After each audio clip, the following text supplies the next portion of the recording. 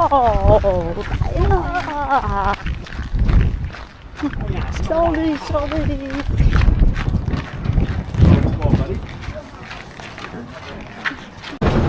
A smelter and port built to process the ore and export it. Ore was later taken from the Moonta mines to Warren by Moonta, which was a very slow process, taking 2 days each way. 我们今天在瓦拉鲁坐小火车。 and Moonta was leased by Walter Watson Hughes, a retired Scottish sea captain. He came out to Australia in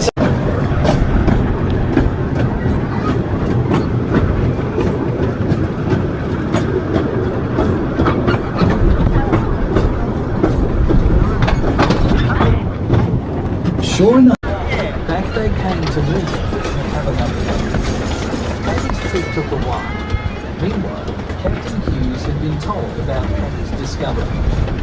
When Paddy got back to Moonta, Captain Hughes had a look and they offered a 10th share of the mine if he would tell him where the copper was. Paddy accepted this because he still intended to claim the mine himself anyway. And so Paddy's walk set off to Adelaide again. However, Captain Hughes very quickly got the area surveyed, laid out a good set of documents, and sent his fastest horseman, William Hall, down to Adelaide to try to So, he left William Hall racing off to Adelaide to meet Paddy. Well, Mr. Horn managed to get to Adelaide in 17 hours. That may sound like a long time to us today, but remember that at the time, it could take people several days to get to Adelaide. Mind you, William Horn exhausted 8 horses to cover the 100 miles. William got to Adelaide early in the morning and went to Captain Hughes' agent, gave him the documents, and told him to get to the registry office straight away. 今天坐的小火车是采矿小火车，等一下要进入矿场啦。我们今天来当一日矿工。 However, the registry clerk was a bit late. When he arrived, he served Captain Hughes' agent first. When it was Paddy's turn, he was told, "Sorry, you're too late. This area has already been registered to estimated 25,000 tons of copper." 待会咱们要进山洞啊！ But didn't know how to do it. After asking around mining communities throughout the world, they found a Spanish engineer called Antonio Delgado at the Rio Tinto mine in Spain who had developed a method to do this.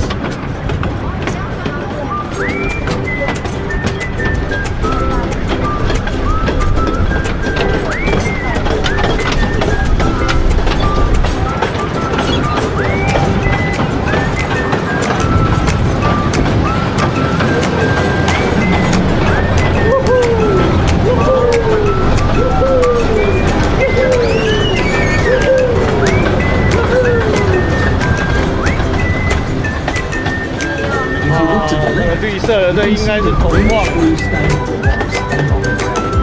This is evidence of the natural leaching of copper out of the In Montreal, Antonio Delgado was brought out from Spain to the Dallas Springs with a view to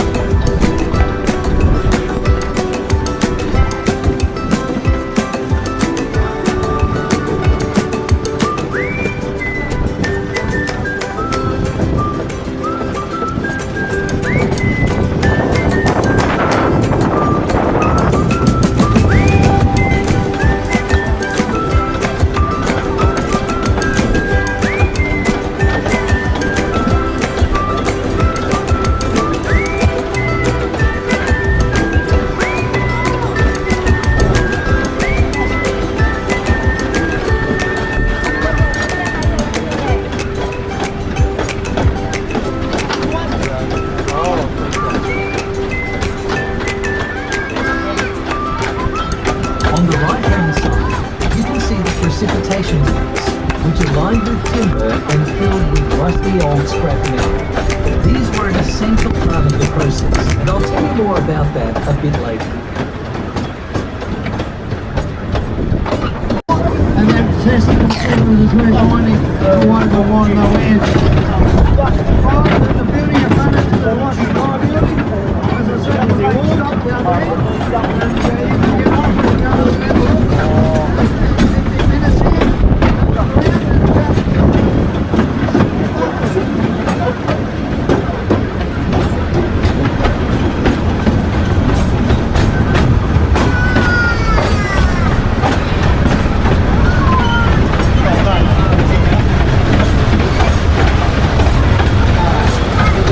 矿石的积累。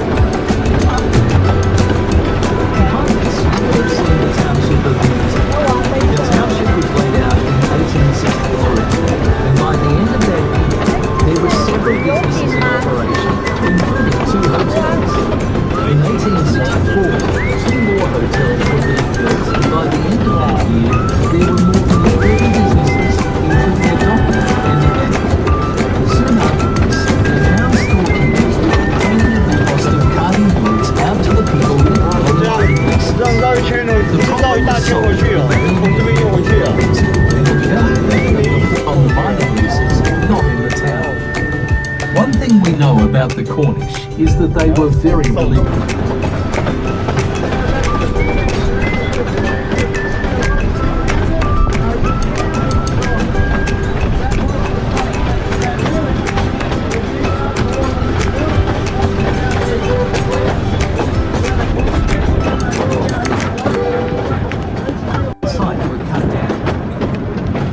Alone consumed around 40,000 tons of firewood.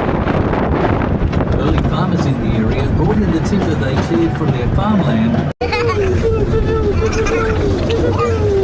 The head on the right is the Moonta Mine School, which was opened in 1878 to educate 800 students.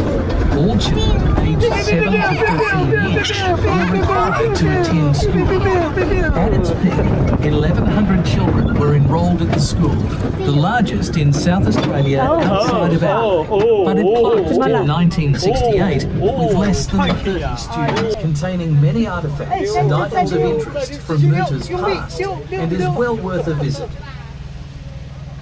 Over to the left, in the distance, you can see Richmond's tailings here, which has a walkway.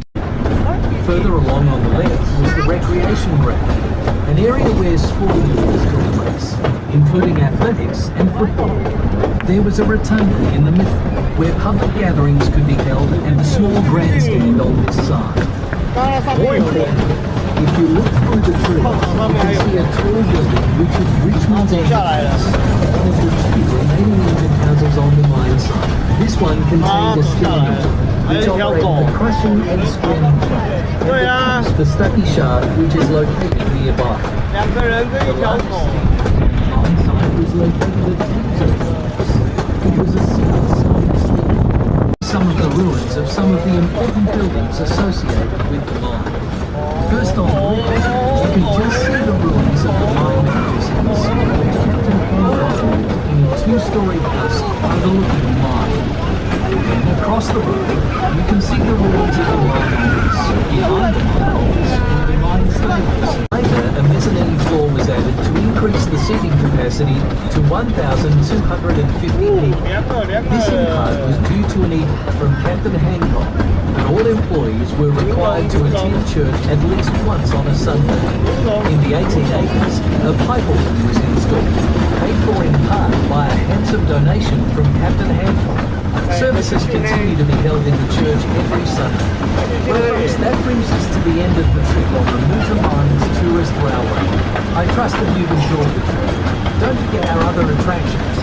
Our museum, the sweet shop, which was the last post office in the Moonta Mines, the miners' cottage, the visitor information center, and the mining historic town. Also, don't forget our visitors book and customary comment cards on the platform when you get off the train. Once again, thank you for travelling with us. Have a pleasant stay in Moonta and a safe trip. Thank you.